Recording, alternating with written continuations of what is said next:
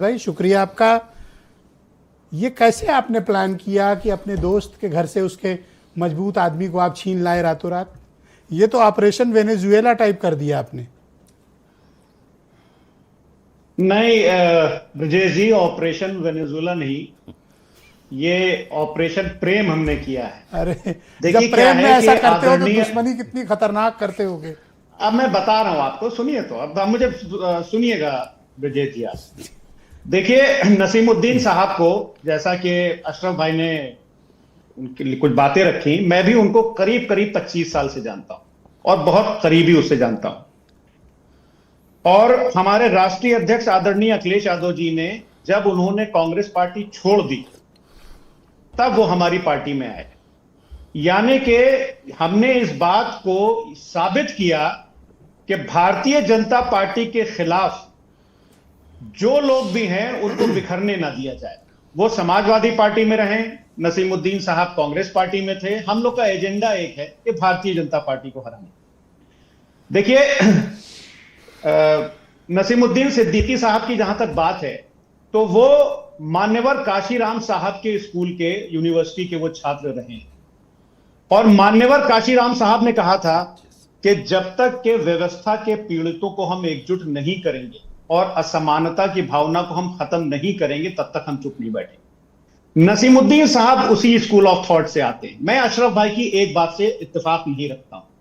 मैंने भी देखा है नसीमुद्दीन साहब जब मिनिस्टर थे, और मेरे जिले बाराबंकी के पास एक जैदपुर कस्बा है, बड़ा कस्बा है, तो मैं ऐसे ही गया था वहां पे। मैंने देखा जैदपुर के कम से कम 200 मुसलमान भाई अपने थे। और ये भी सही है, अशरफ भाई ये बात सही कह रहे हैं कि नसीमुद्दीन सिद्दीकी साहब की जो पकड़ है वो दलित समाज में बहुत जबरदस्त पकड़ है।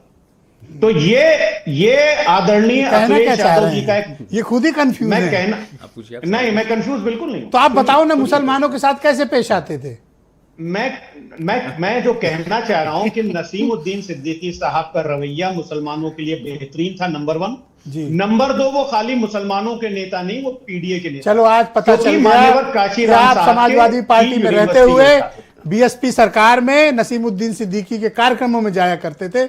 आज आपने क्लैरिटी दे दी, मैं आपका शुक्रिया अदा करता हूं। यही तब हम पॉलिटिक्स में नहीं थे सर, तब हम नौकरी में थे। यही कहा, तब हम नौकरी में थे सर, तब हम पॉलिटिक्स में नहीं थे, तब हम नौकरी कर रहे थे। 2012 में कहां थे आप? अब देखिए, 2012 में कहां थे?